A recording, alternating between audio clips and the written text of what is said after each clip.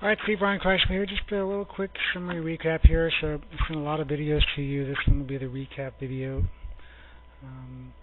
The idea basically, I think, is you're kind of on the right track, maybe just kind of using the wrong body parts, and kind of what it came down to for the backswing transition to downswing is simply this move here on the left.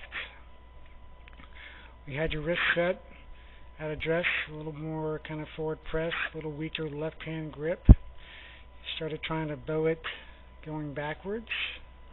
During the backswing, trying to bow it up just a little bit more. And just trying to keep bowing it up.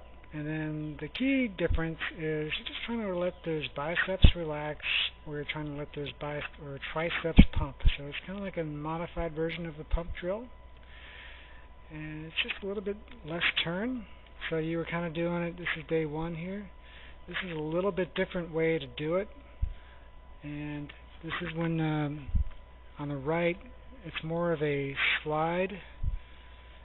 On the left, it's more of a slide and kind of bend, if you will, with your back to get that club back down.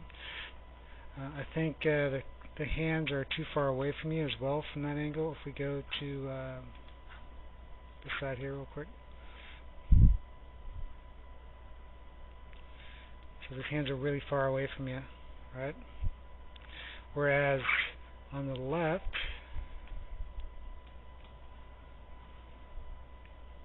here's that kind of tricep pump.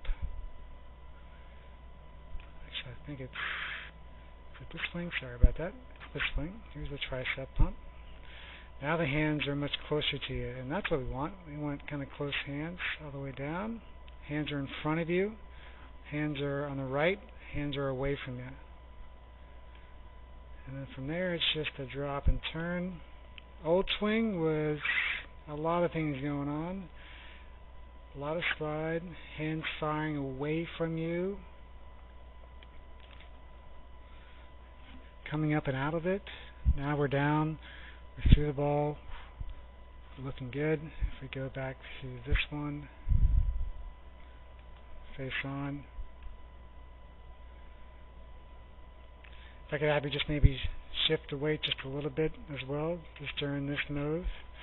That's viewed impact right there. Today, a lot less slide. Let me just draw a line here real quick. I kind of call that address right about there. A lot less slide. There's still a hair slide, but much more on top of it. On the left, day one, draw our lines.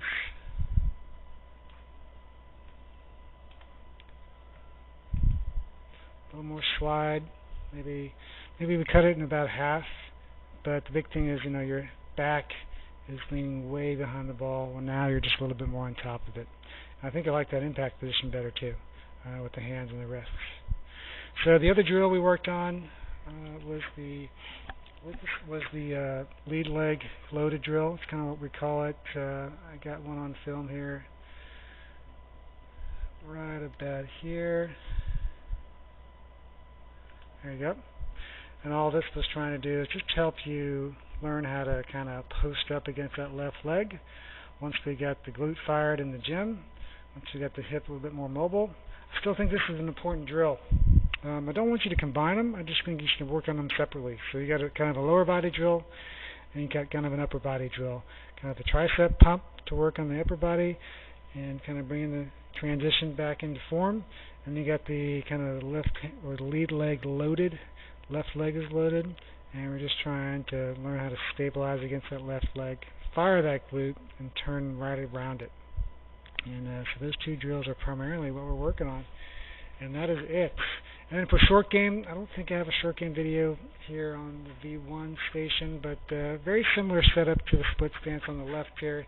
Maybe a little bit narrower, get your feet a little bit closer, but the idea is just trying to feel a little bit more square to the target. Trying to feel like hips and shoulders are slightly closed to target. Helps you kind of put the brakes on the lower body.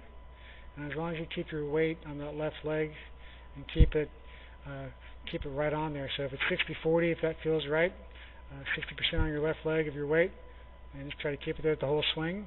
That'll let your wrists and fingers and hands provide all the touch and feel. And I think that's a great way to hit finesse wedges, and that kind of works from kind of 0 to maybe 50, 60 yards, wherever you feel comfortable. It's usually kind of normal range we have here is kind of maybe 60 yards max, or kind of finesse wedges, kind of handcuff wedges where you're not trying to smoke them, you're just trying to hit them real precise.